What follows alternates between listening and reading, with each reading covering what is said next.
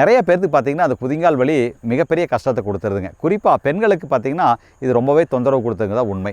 எதனால் இந்த குதிங்கால் வலி வருதுங்கிறத ஃபஸ்ட்டு நம்ம பார்ப்போங்க. பிளான்டார் ஃபேசைட்டிஸ்ன்னு இது சொல்லுவாங்க. சிலருக்கு பார்த்திங்கன்னா இந்த குதிங்காலுக்கு பின்னாடி ஒரு எலும்பு வளர்ச்சி அடையும், கால்கேனியல் ஸ்பர்ன்னு சொல்லுவாங்க.